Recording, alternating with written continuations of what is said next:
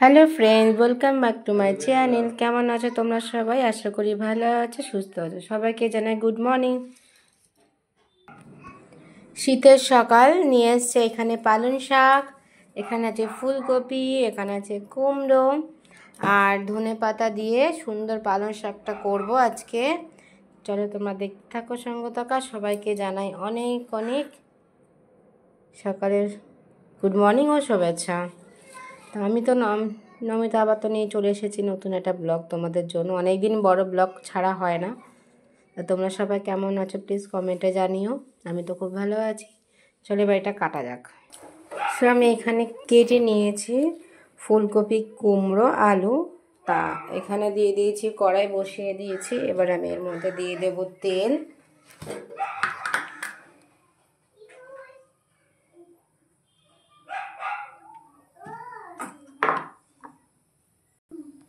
দিয়ে দেব ফোড়নে কালো জিরে আর শুকনো লঙ্কা দুটো।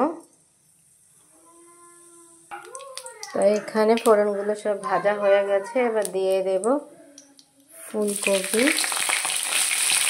হালকা একটু নেড়ে নেব।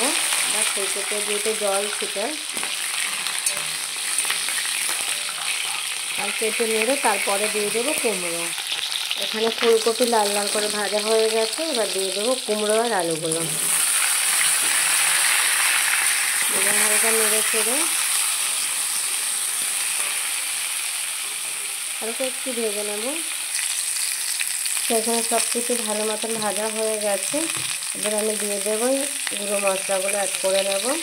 এখানে দিয়ে দেবো হলুদ গুঁড়ো আর পরিমাণ মতো নুন দিয়ে দেব।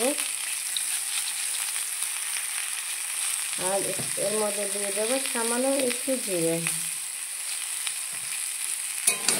সুন্দর করে নেড়ে চেড়ে কষিয়ে নেব ভালো মতন মশলাটাকে।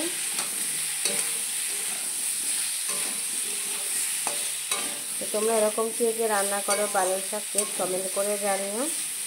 হ্যাঁ, পালং শাক অনেক রকম রান্না করা যায়।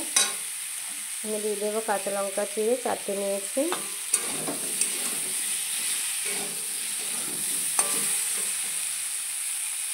এর মধ্যে বড়ি দিতে পারলে খুবই ভালো হতো, কিন্তু বড়িটা আমার কাছে শেষ হয়ে গেছে, এই জন্য বড়িটা দিতে পারিনি।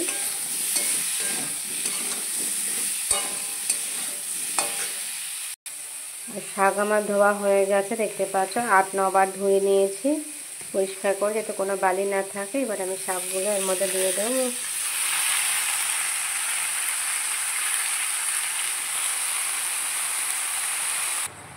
সামান্য নেড়ে চেড়ে আমি ঢাকা দিয়ে দিলাম আর গ্যাসটা একটু কমিয়ে দেবো। এর মধ্যে জল দেব না।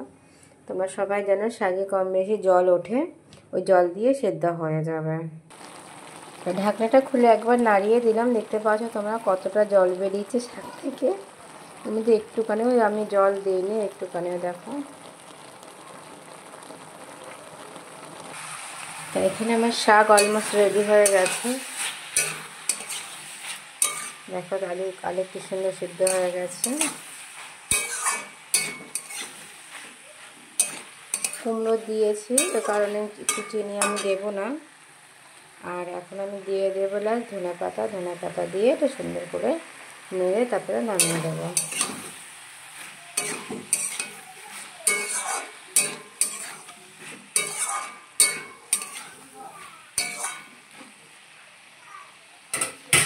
তোমার শাক অলমোস্ট রেডি।